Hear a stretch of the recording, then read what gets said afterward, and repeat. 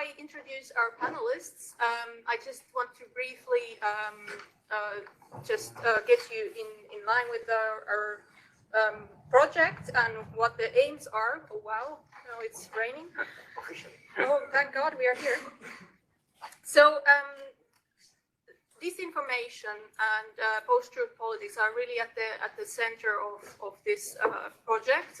We are investigating from different aspects, including regulation and civic education, and lots of other journalists, of course, how disinformation and post-truth politics are at the EU level being, these challenges, how they are being sort of addressed in different ways. So during the Spanish EU presidency, obviously there's going to be a lot of regulations and at the EU level, adoption of regulations, especially these landmark acts on social media platforms, as well as media freedom. So we will, in this session, explore a little bit about the theme in terms of the challenges and how we could possibly enhance public debate in the EU about these topics and challenges to European democracy. So let me now introduce our panelists. So here we have Professor Maximilian Conrad, who is a professor at the University of Iceland. He is the principal investigator of the Reclaim project, and he will say a few words about the project as well. Here we have Associate Professor Luis Bouza Garcia from the Autonomous University of Madrid, and he is the leader of our research group at the Autónoma on regulatory aspects regarding disinformation. And here we have Dr. Nicoletta Pirozzi, who is head of program on the EU and institutional relations, manager of the Institute of International Affairs, in Rome. She's the leader in the project regarding a research group on civic education. So each panelist has around 10 minutes, 15 minutes, maybe 10 minutes now that we are a little bit late. So 10 minutes for opening remarks, and then I will open the floor for questions and comments. So I give the floor first to Max. Thank you very much, and thank you so much for coming out. It's very nice to be here in Madrid and get a chance to talk about the project. It's also really nice to be in Madrid because we have a very strong team in Madrid as part of the Reclaim project. It's a fairly large project consisting of 7 or 8, the exact number. Yeah, academic work packages anyways. So we're basically taking a fairly comprehensive take on post-truth politics and what it means for liberal democracy and what can be done about it. In a way, it's a follow-up project from a Jean Monnet network that we have just concluded, which was about post-truth politics, nationalism, and its impact on European integration, legitimation and delegitimation of European integration. And that was motivated basically by the assumption that this larger phenomenon of post-truth politics is something that naturally would also have an effect on the way we talk about European integration and the way in which efforts are made to delegitimize the integration process on the one hand, and then the European Union on the other hand. And I mean, from this Jean Monnet network came basically the idea that we need to do something broader, because in the context of that work, we very quickly came to the conclusion that, I mean, post-truth politics is indeed such a buzzword that is used in a whole variety of contexts without any kind of conceptual precision or without any kind of overarching definition that any larger group of scholars subscribes to. But then, I mean, the larger ambition with the Reclaim project was to move beyond this, not just in this conceptual or from this conceptual perspective, but also to take the step from analyzing, describing basically how post-truth politics expresses itself, the extent to which it exists, the extent to which it is maybe a novel phenomenon, but rather than basically take the perspective that this is something that we can observe, and we, in a sense, also need to move on from the assertion or kind of from discussions about to what extent we do or do not live in a post-factual age, but rather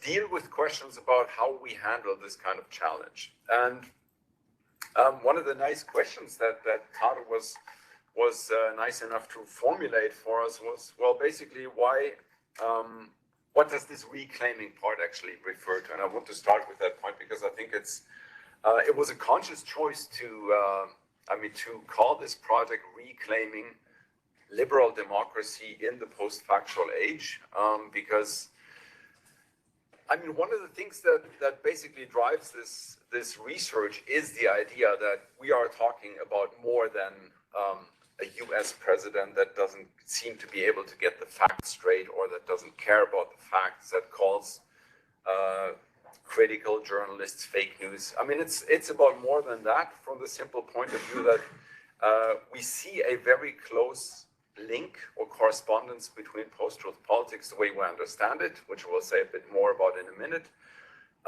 and populism.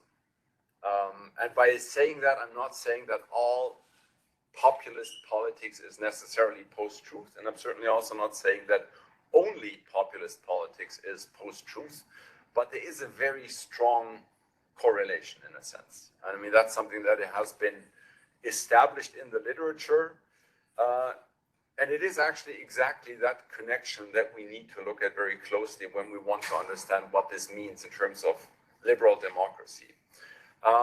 And I'm making that point because basically, again, we could say, you know, lies, propaganda, misinformation, deceit, and things like this. I mean, Machiavelli would say that's part of the game, right? I mean, you need to have that in politics, or sometimes you just need to act in such ways.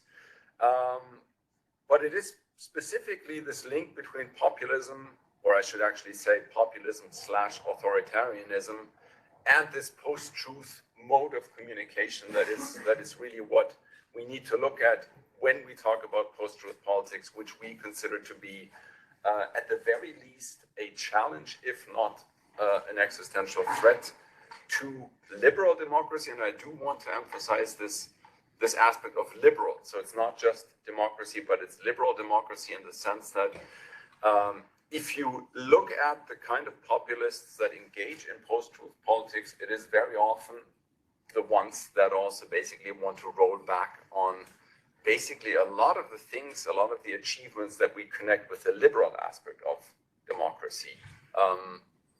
And of course, I mean, people like Trump will always claim, you know, we represent the voice of the people. We know what the truth really is, and we know what the people really want. But of course, I mean, that's a completely anti-liberal understanding. I mean, that focuses on the democratic part while completely neglecting or even being outright opposed to the liberal aspect of democracy. So this is why, well, I guess long story short, I mean, this is why we are convinced that when we talk about post-truth politics, we're talking about a bigger challenge than, is this really factually correct, or do we need to correct this misunderstanding or this misinformation? It's about something much, much more. And I should say a few words about what we mean by post-truth politics, because I mean, that's of course, again, one of those buzzwords that emerged a few years ago in relation to Brexit, in relation to the US presidential elections in 2016. And I think it is quite necessary to spell out, even if not everybody subscribes to that notion, but to spell out what we mean by this. And what we mean by it is that it is a specific kind of politics, a specific style, if you will, one in which, and I should actually be very careful in the way that I phrase it, because this is actually quite problematic. One would be tempted to say it's a style of politics in which the truth has lost its authority, in a sense. I mean, if I were a politician and I were to say, well, of course the earth is flat, everybody knows that, you would think, well, yeah, sure, I mean, that person is a lunatic. But the important point about that is most of you, I guess, in this room will then say, well, that person's a lunatic and we shouldn't actually take this person seriously. But what's interesting about post-truth politics is that, I mean, it is basically referring to a style of politics in which that kind of lunatic statement doesn't matter to the supporters of that person. If I were to make that claim and you would be diehard supporters of me as a politician, you would say, yeah, well, that might not be factually correct, but we still support this guy, right? So I mean, that's kind of the sense of the truth as factual correctness having lost its symbolic value, because in public discourse it doesn't seem to matter anymore.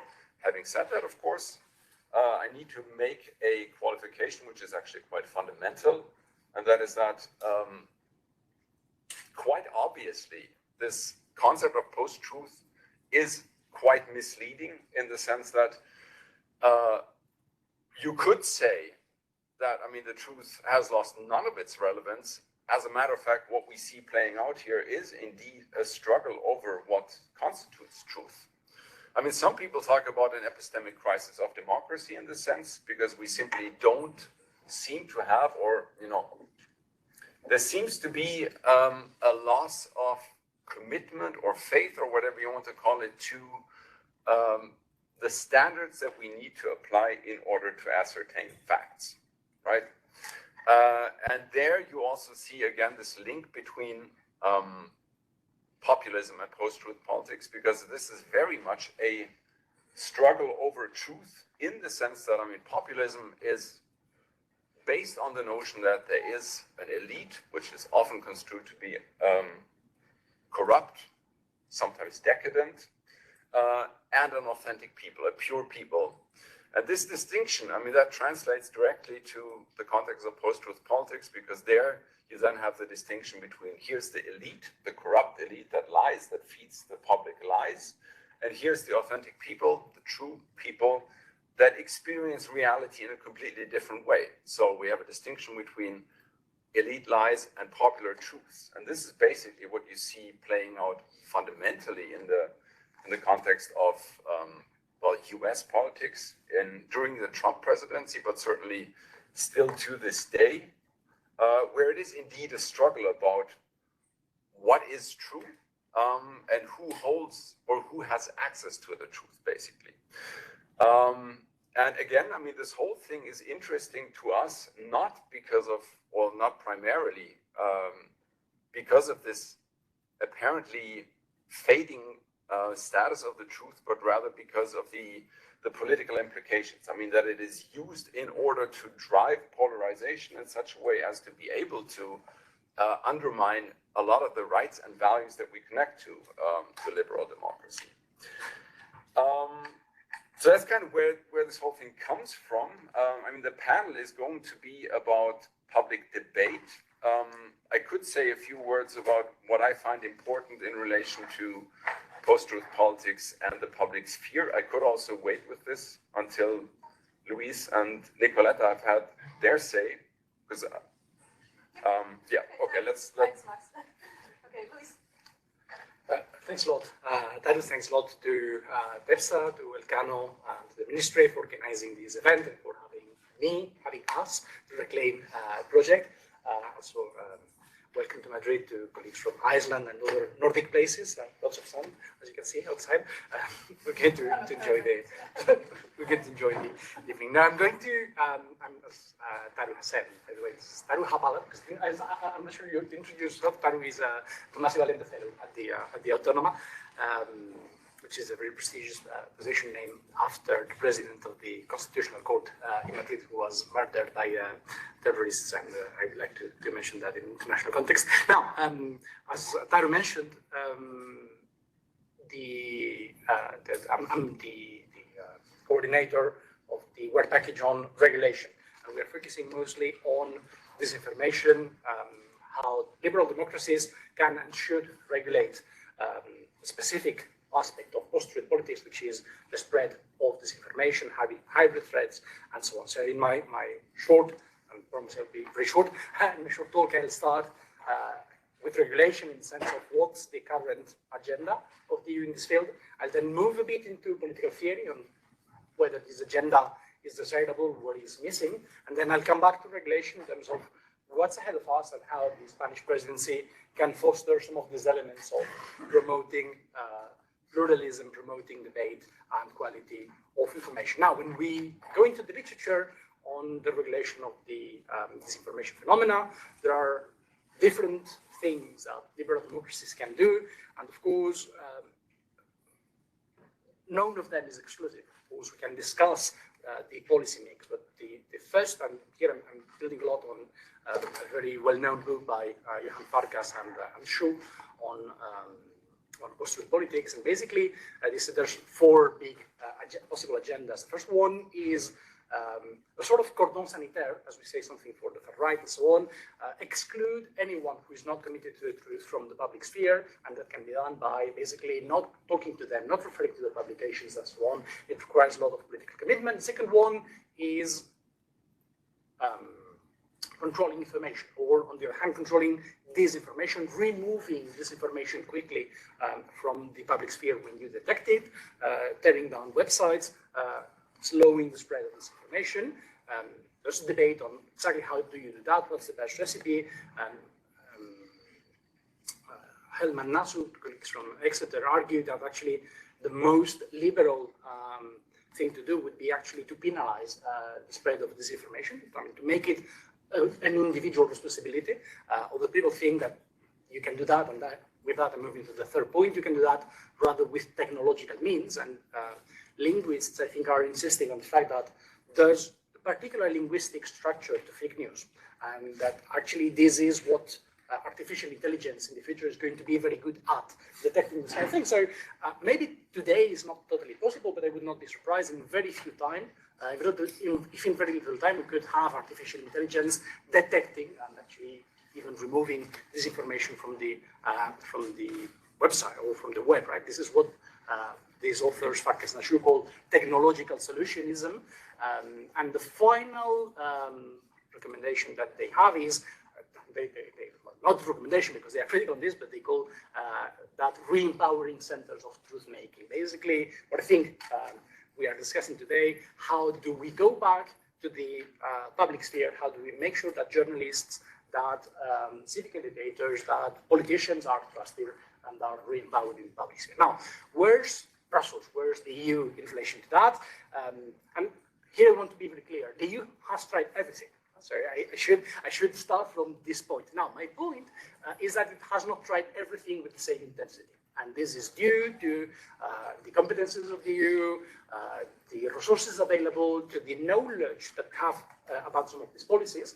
And I think as time has passed, we have seen a convergence in terms of policy priorities, in terms of political capital invested on solutions 2 and 3. I think the EU has moved quite clearly into the sense of saying, when democracy is at stake, when we are subject to foreign intervention, liberal democracies can defend themselves by controlling the most extreme cases of disinformation. And if you want an extreme case, it is the banning of Russia Today and Sputnik from broadcasting in the European Union. The EU has done something that looks very illiberal, which is banning the promotion or the airing of some media because democracy is at stake.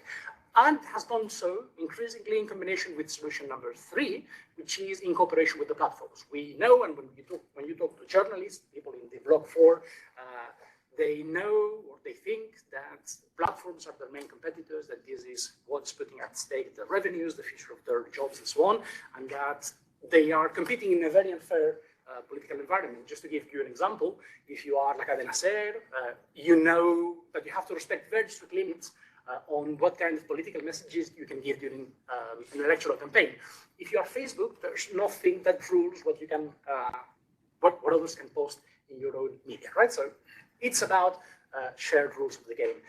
The EU knows that it needs these platforms, that it cannot regulate against them, and has moved into what something Julia Ronne calls preemptive cooperation. Basically, it has opted for a combination of self-regulation and co-regulation. This is the well-known code of practice on disinformation from 2022, where basically platforms become very important gatekeepers in the fight against disinformation. They are expected to cooperate with fact checkers.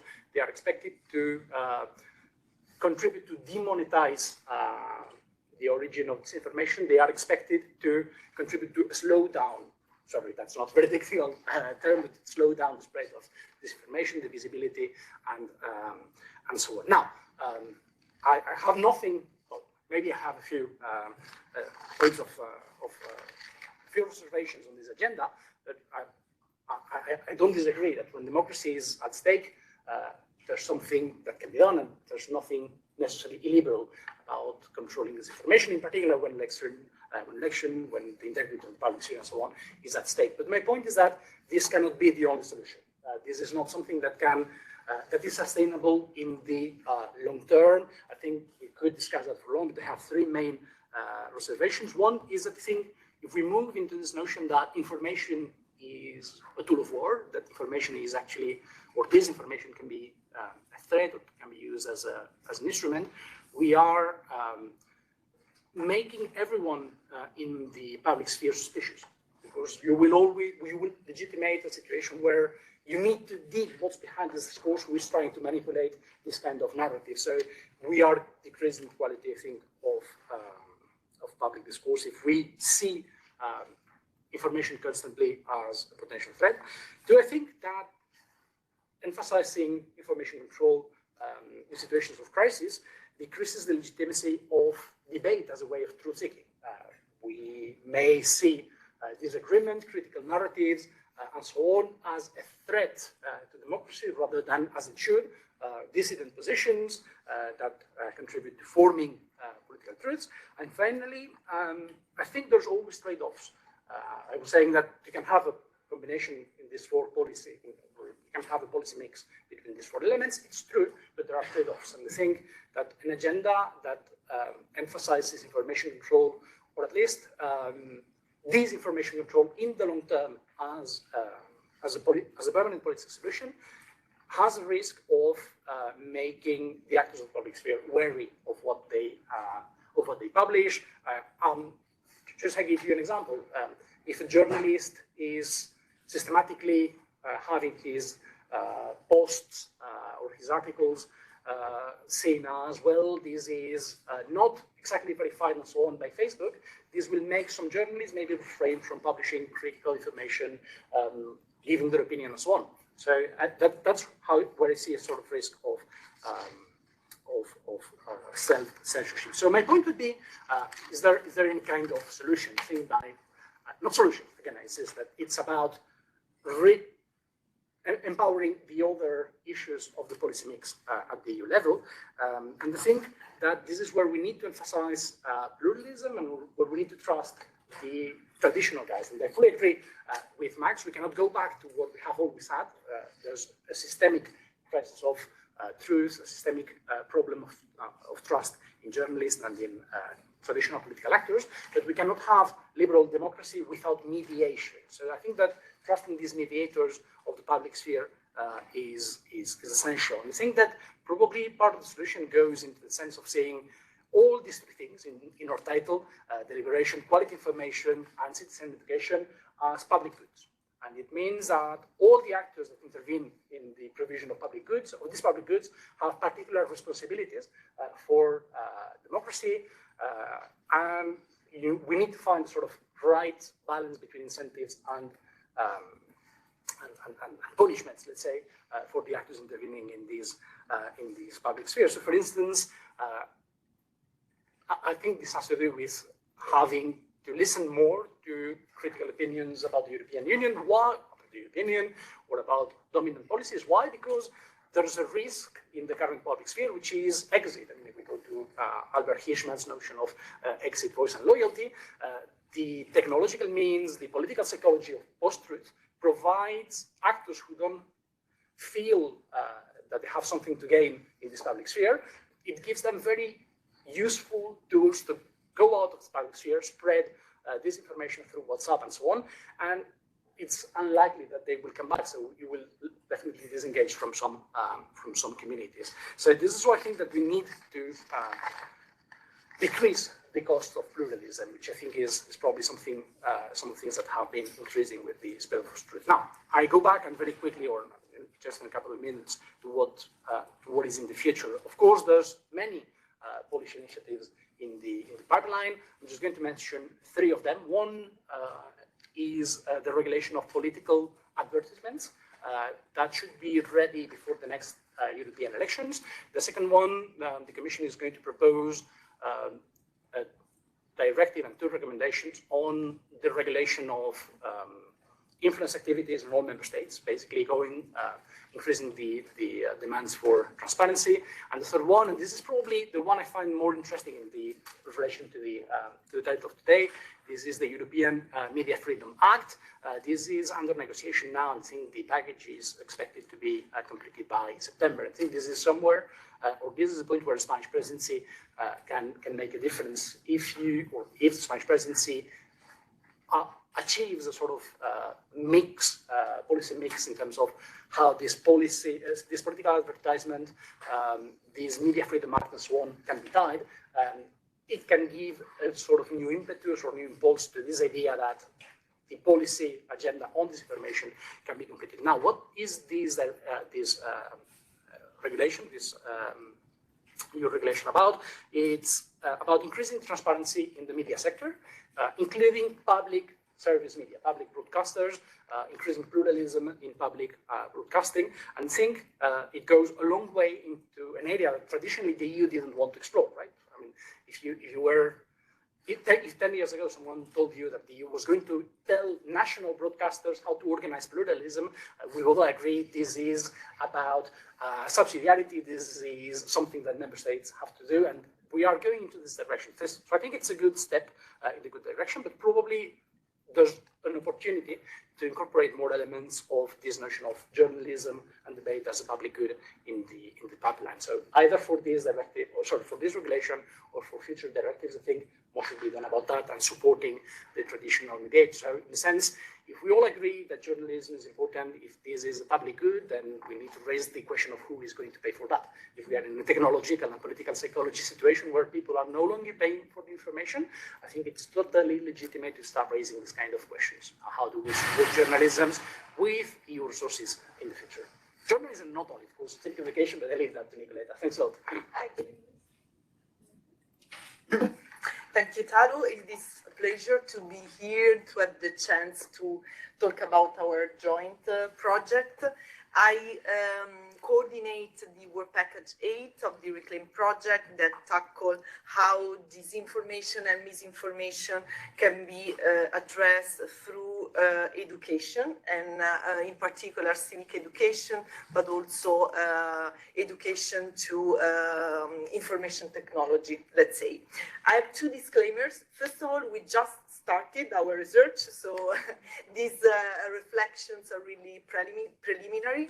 And second, I'm not myself an expert on education, but I have a wonderful team at the IAI dealing with civic education and disinformation that is dealing with the project. So far, first of all, we have identified some basic assumptions for our research. Some of them were already mentioned by Max. We identified post-truth politics as an existential threat for our liberal democracies, and we identified the labels of fake news, misinformation, disinformation, conflated in this concept of post-truth politics, but maybe equally contested in the public debate. So in a context of post-truth in our liberal democracies, we observe that objective facts become less influential in shaping public opinion, and that basically beliefs and opinions count more than scientific facts. And this phenomena we have witnessed was particularly relevant during the COVID-19 pandemic. We have this quote from the World Health Organization saying that we were facing an infodemic in which the fake news spreads faster and more easy than the virus, basically, but they are just as dangerous as the virus itself. And this trend has affected, of course, all the generations, but it was particularly targeting the younger generations that were growing up and also having the first approach to new technologies, which are the main means, basically, through which this manipulative kind of information is spread. This increased use of new technologies has also triggered a loss of trust in traditional media, including journalism, especially in the young generations. So we started from this assumption to identify education as one of the key aspects to tackle disinformation and misinformation in our societies, and in particular in the very early stages of education. So we will deal with the primary and secondary schools with the aim to understanding how misinformation and disinformation is affecting education and how we can counter these trends through new ways of educating children. So first of all, we identified the relevance of civic education, and we define it as an education that prepares individuals to become good, responsible citizens that have the knowledge and skills to participate fully in democratic society. So we try to identify if enough curricula in the European Union have specific programs tackling civic education and how this can be empowered at the European Union level. But the second aspect that we want to tackle connected to civic education is how the competencies in media and digital literacy education can help in this effort. So this encompasses many skills, including the ability to evaluate the information received through social media, but also the capacity to produce contents and to produce information through social media.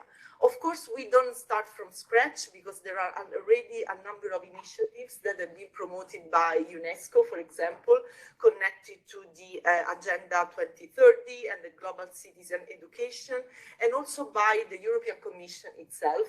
We can name among the latest interventions the guidelines that were produced by the European Commission in 2022, in line with the Digital Education Plan 2021-2027, which are exactly directed at implementing existing curricula for improving also this kind of practices. However, we have to acknowledge that there is no uniform application within the European Union, and also we don't have a proper strategy at the European Union level for this kind of initiatives.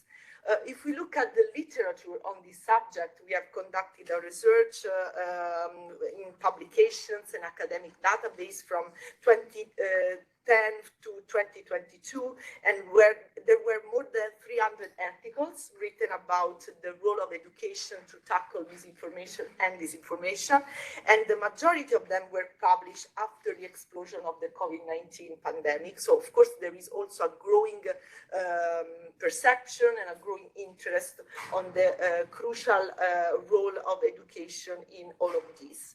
And in particular, there are publications on the connection between civic education and ICT education, but at the same time, we have to better understand what civic education means and what are the basic skills on which we have to work on to make this a reality at the European Union level.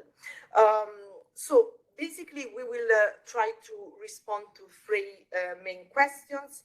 First of all, if the existing educational programs at the European Union level in primary and secondary schools focused enough to responses to misinformation and disinformation. And for this, we will conduct a research on 8 EU and non-EU countries, trying to engage really the main actors, basically the children, but also the educators and the stakeholders in the ministries of education of these member states.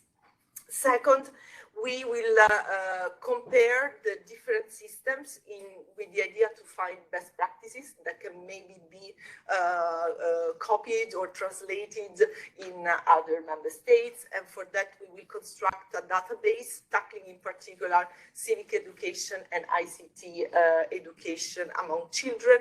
And then we will put forward some recommendations with the idea of creating a new toolbox that can be used at the European Union level to make, first of all, these topics relevant both for children and educators, and second, to make all the programs at the school level in line with the priorities set out by the European Commission. So very broadly and very quickly, this is what we will like to do. And of course, I'm very eager also to collect suggestions and comments from the audience, because as I say, we're just starting, so it would be particularly useful. Thank you very much.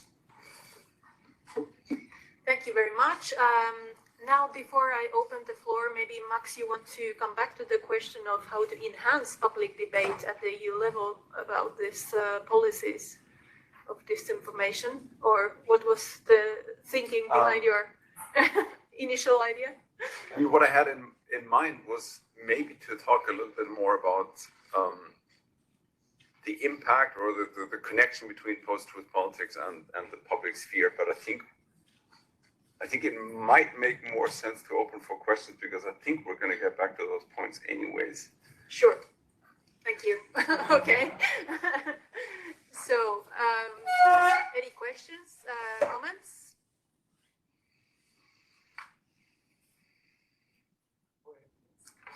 Over there. Thank you very much. My question is exactly about that. So you make, my question is more about the Maximilian. I want to hear the connection between the way that you gave the definition about truth, because you said that is more about that we lost, that truth lost that kind of authority. How can you define that authority and the connection with truth? Because I think it is more like the public truth and not truth in general.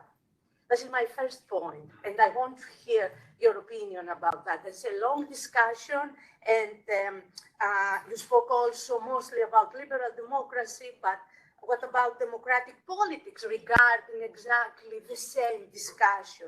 And can we have that common understanding about post-truth politics? Because I see lack of communication regarding that. Do you try to see or to find that common ground in order to begin that discussion, or you have a specific point in order to find your way out and to understand the meaning of post-truth politics? Those are such kind of, those are problems in the area of what can we understand in the framework of post-truth politics, and the connection, of course, with public sphere, because I understand truth more as the public truth, and there I want to see exactly the meaning of authority. Otherwise, I am confused. So, I mean, it's a brilliant question, because it basically touches on all the subjects that we need to talk about. But I'd say touches on basically all the aspects that we need to talk about in this panel here. And I think, the first thing that I need to say in response to that question is, we need to tread very carefully in how we deal with this situation. Because I couldn't agree more with you that, truth is obviously something that is established in public. I mean, it can also be established in private, but I mean, we are talking about this as it plays out in relation to politics and democratic politics. And there, I mean, of course, the truth, if we want to stick to that concept, I mean, is something that is established in an exchange of arguments with one another. And there is obviously also no final ultimate version of the truth. There's no such thing as, coming to closure on any truth related matter. So I mean, that's also why it becomes very difficult to determine what actually can be done at the level of policy making to deal with the situation. I mean, Luis has outlined some initiatives that are in the pipeline, has also outlined some of the proposals, or kind of, I would actually say it's more like scenarios or strawman scenarios for what could be done in order to regulate this. But of course, I mean, we need to tread very carefully in this, simply because the truth, in a sense, is such a delicate matter. And I mean, it is something that is fundamental to democracy, not just in terms of we need to have a shared factual basis in order to be able to discuss with one another in the first place. But of course, in a democracy, especially in a liberal democracy, we need to be able to handle dissenting opinions and perspectives.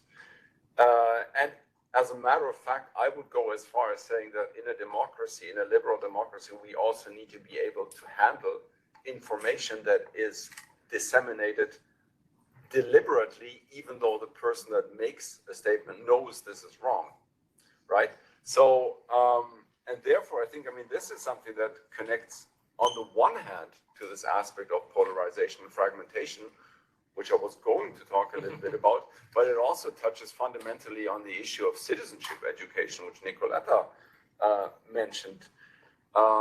Because in a sense, I mean, to start with this point about citizenship education, my argument would be that, I mean, this is basically what we need to go for. We need to have citizens that are equipped to deal with the fact that the information environment is changing, that the information environment is rife with mis- and disinformation, and they need to have the skills to handle that situation. So, I mean, this is something, this is, of course, one of the core aspects of citizenship education or civic education that is connected to media literacy.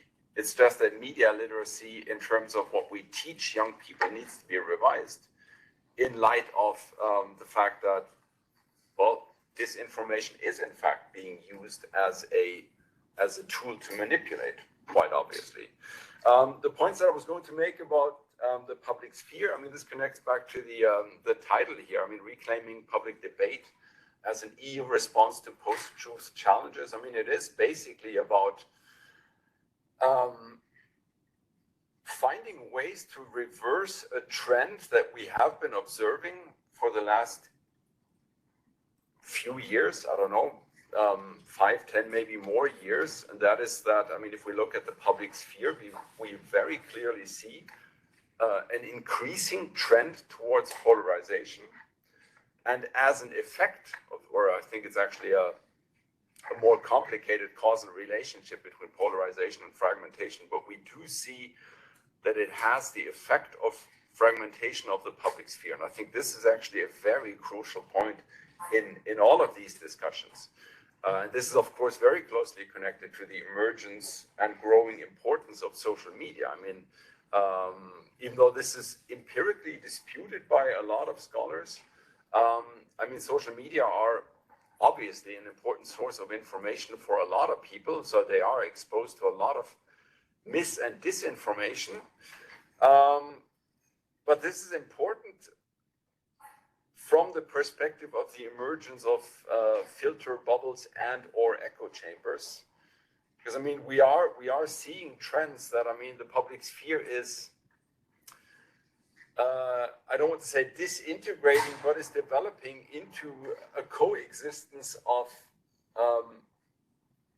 various or a multitude of semi-public echo chambers, if we want to use that concept, So we need to ask questions about the way, about the extent to which we can still talk about the public sphere as one shared communicative space, basically where people that have different opinions actually can debate about political issues in public together.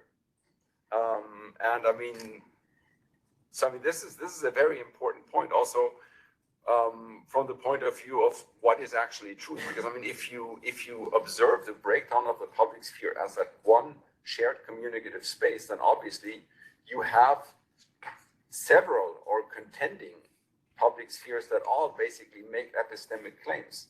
And I mean, if you don't have communication between those anymore, then I mean, that is a pretty problematic situation for democracy. Okay, thank you. I saw a hand there. Maybe if I collect some more, first you, and then you. Okay, let's start there.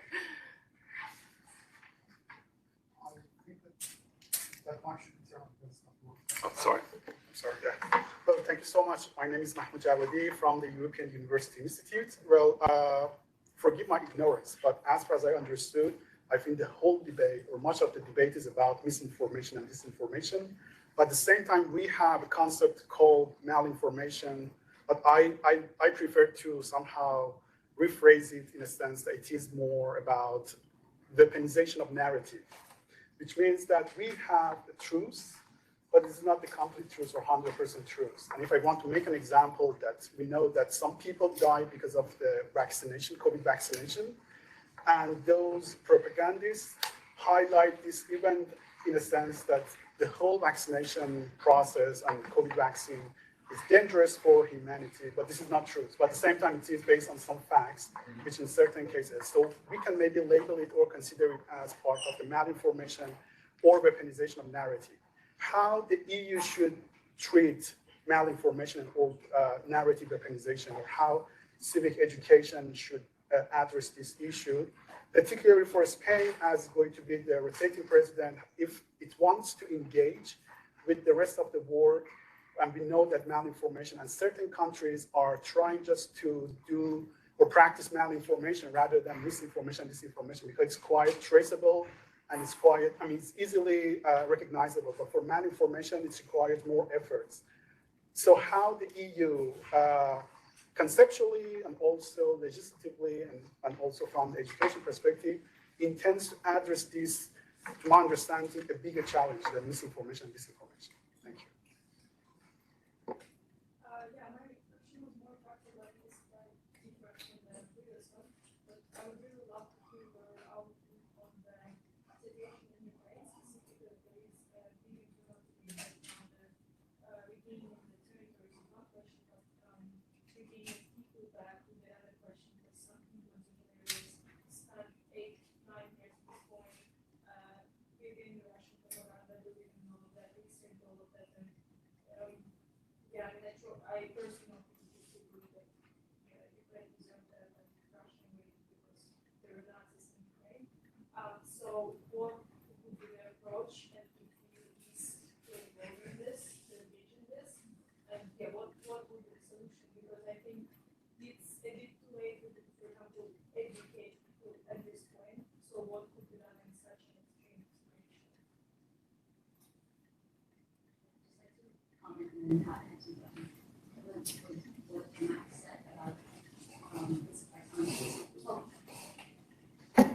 About its effects on polarization.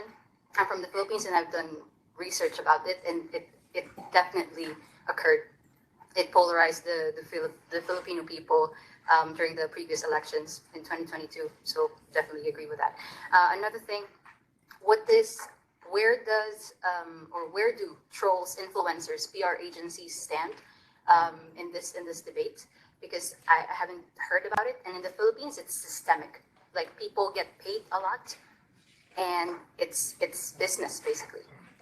And so I would love to hear about that. Where does EU stand in that? And second, about education, where do the teachers fit? Like, are they prepared to actually incorporate these measures that the EU is planning to incorporate to address this information? Yeah,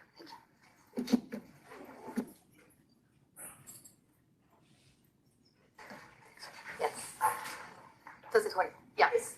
Great. I wanted to come back to you, Luis. You mentioned the notion of exit earlier.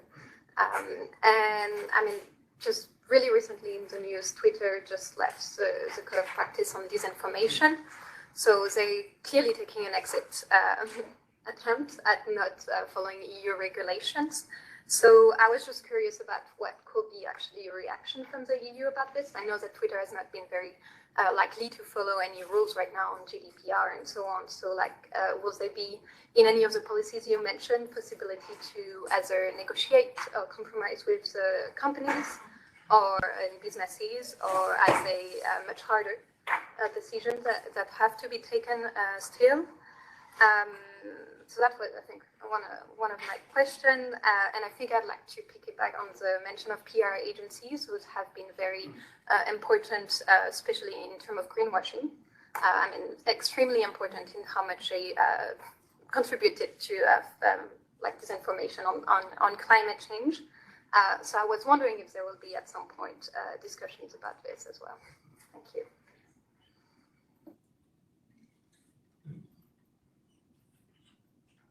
Okay, I'll be super brief. I'm Johanna from the Institute for European Politics in Berlin. I have a short question for Nicoletta. So I'm quite ignorant about the topic, but intuitively I could see an argument also on focusing on civic education or media literacy for the older generation, in terms of these are the people that have not necessarily grown up with, everyone not. So you see the point why you see people in the 50s and 60s maybe taking things for fact check that are not fact check because they haven't grown up with the internet. Thanks.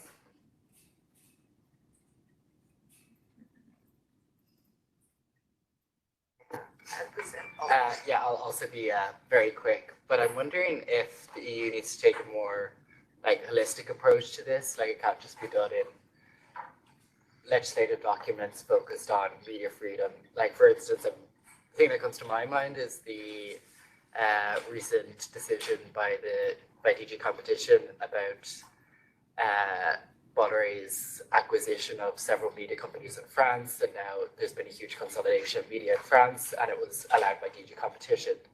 And so I think it needs to be, expanded to different policy sectors to get a more holistic approach to this, so that certain member states don't follow the trajectory of other member states that are further down that road.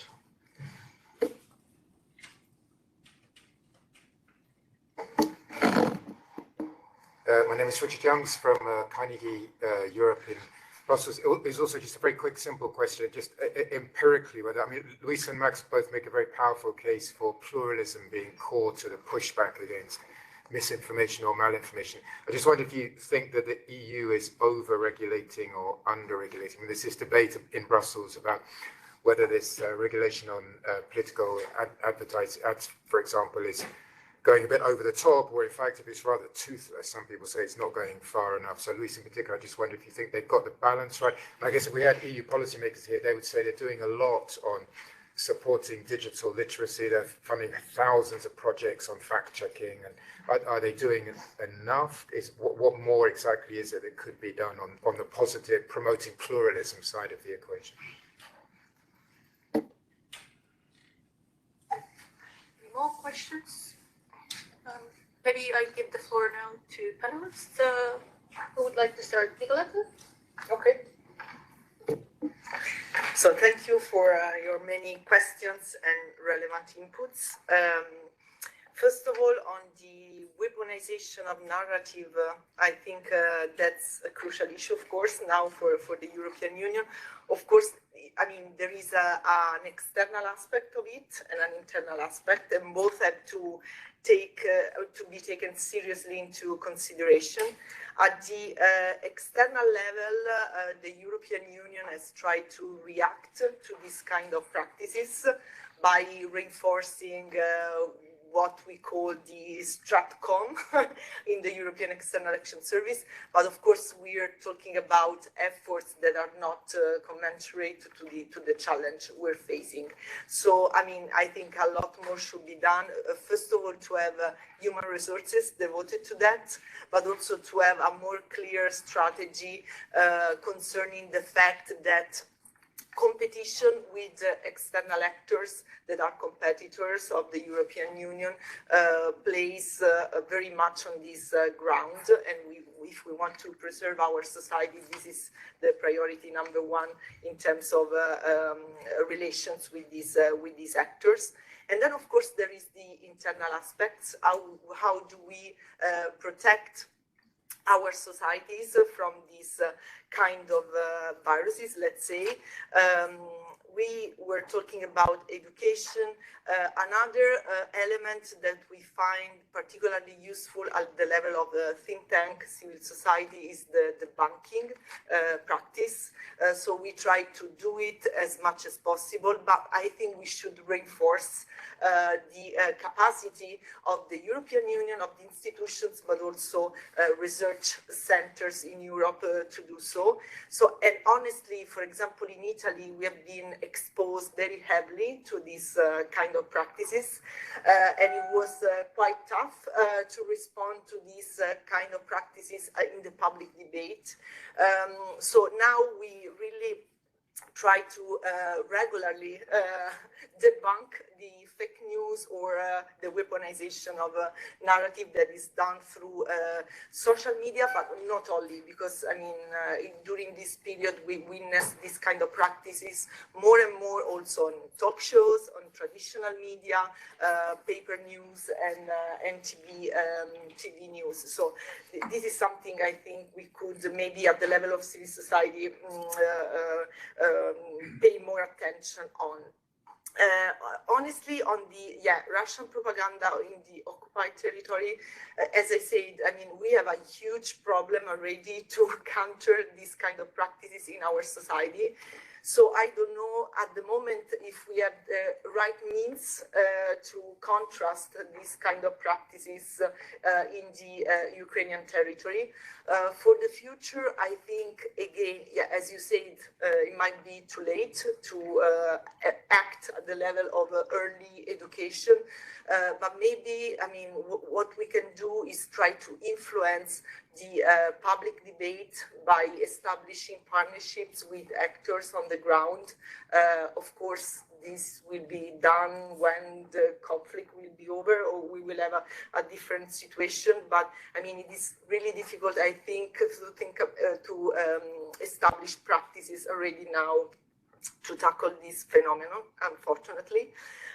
On the question on teachers, yes, that would be, I mean, one of the central focus of our research, because we really want to understand if the educators, first of all, are ready to these kind of challenges. Our sense is this is not the case, at least the cases we know more. And Italy is one of those, because this is not something that was traditionally taught in early and in primary and secondary schools, and the teachers are not properly trained for that.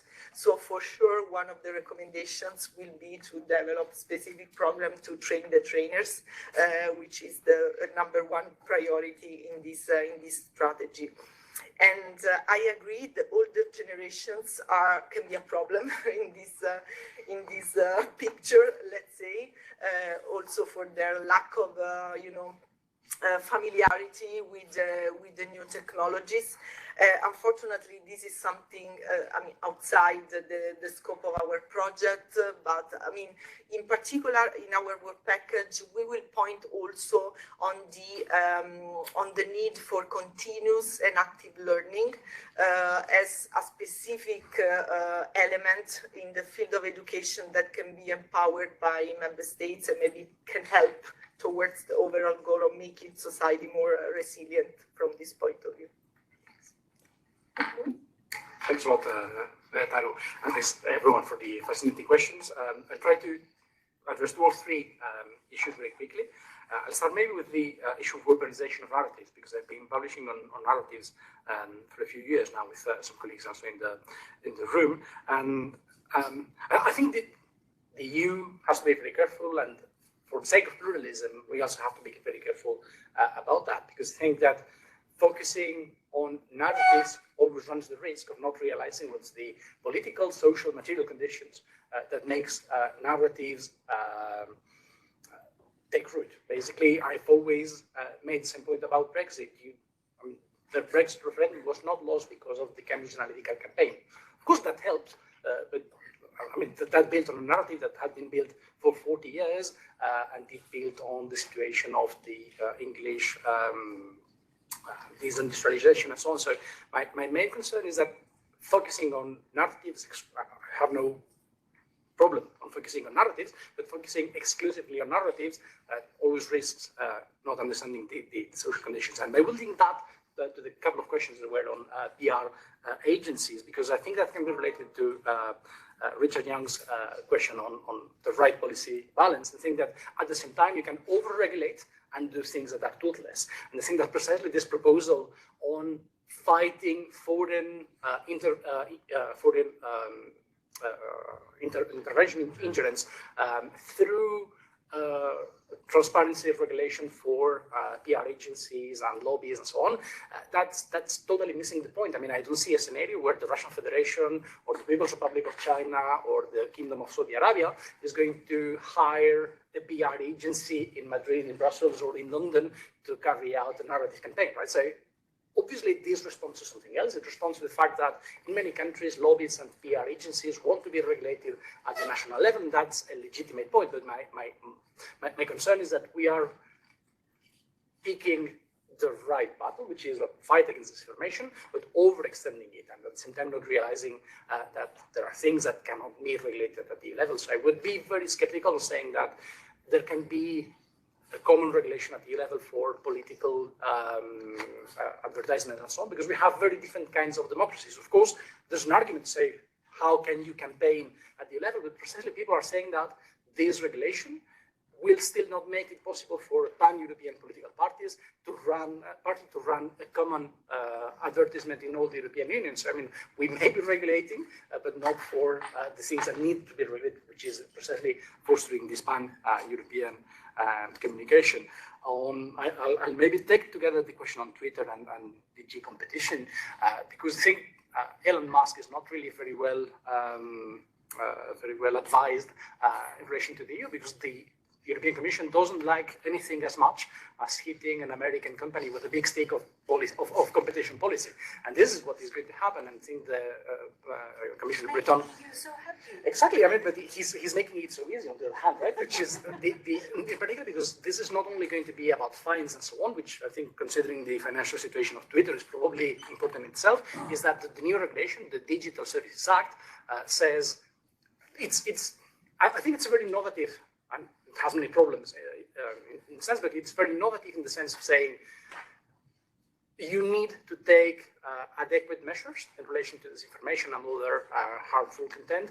You need to have convincing internal procedures, and if you sign to which is the code of practice, and you fulfill the code of practice, you are on the safe side. Now, of course, the code of practice is voluntary, so you may take your own measures, but if we disagree with your measures, then sanctions will apply. And there will be one sanction that is, I mean, it looks like an atomic bomb from the outside, which is, if we are not happy with what you're doing, then you have to tell us about your algorithm, right? And which is the sancta sanctorum that these companies will never want to share with the public regulator, right? So I'm sure someone in Brussels is really wanting to try this new provision, this beautiful toy that they have in the DSA. So I think I think the Commission is going to be tough. Now, I guess that I'm of course no expert on competition policies. So there may be legal grounds for not sticking to the case, and maybe some of these companies say, precisely back to the question of Richard, maybe if the EU is overdoing,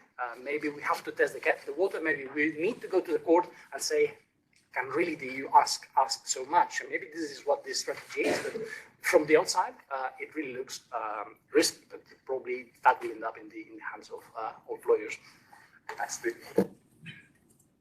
Thank you. I think there's very little left for me to say after these very good responses.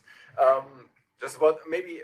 I mean, there's this aspect of the weaponization of narrative. I think, I mean, as Luis correctly pointed out, of course, I mean, we need to look at this from the perspective of the conditions in which malinformation appears and seems to thrive. And I mean, one might ask the question, what is it actually that we like so much about malinformation? because we seem to, right? And I mean, there are authors that are also questioning this this post-truth politics concept from the point of view of, I mean, just focusing on mis or dis or malinformation is simply too limited, because we don't look at what it is actually that makes people, I mean, not we in our project, but you know, the academic community, doesn't look sufficiently at what are we trying to express by liking and sharing malinformation. And again, I mean, this is something that I think is very difficult. I mean, it's very difficult for me to make the argument, normatively speaking, that this is something that we should regulate one way or the other, because this is, in a sense, I mean, something that is part of this process of truth making. The thing that we should be much more concerned about is this aspect of polarization and in particular fragmentation of the public sphere, which is something that we're looking at quite closely in this project, in a special issue that will hopefully appear, in the lifetime of this project. Why am I saying this? Because it is so essential to a democracy, specifically to a liberal democracy,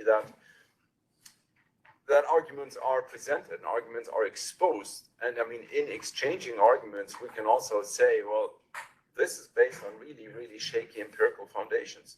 If we don't talk to one another, if we resort to semi-public spheres of whatever, echo chambers, filter bubbles, then that's where truths emerge that, obviously cannot be reconciled with one another, and that also claim the same epistemic status. And then, I mean, that's obviously a problem. This aspect of civic education and media literacy for older generation, I mean, there seems to be, maybe not a consensus, but there seems to be evidence to the fact that it is actually not necessarily older generations that are more susceptible to misinformation, which could be based on the fact that they use more traditional media or trust traditional media more.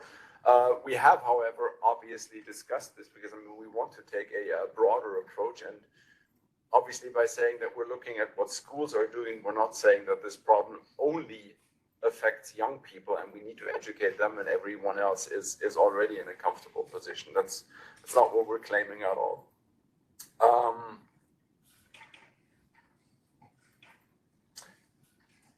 Yeah, actually, I cannot answer all the questions, obviously, but I did find it interesting with this question about education and where the teachers fit. I mean, Nicoletta has already answered that question, but I mean, there are some very interesting initiatives and projects that basically teach things. Well, essentially, they teach skills. I mean, they teach kids in schools what they need to do in order to assess the factual correctness of an information. They call it, for instance, I mean, there's this Stanford group that calls it lateral reading. That is, you open up, you see the news, you click, you try to find out more what the source is, you try to find out,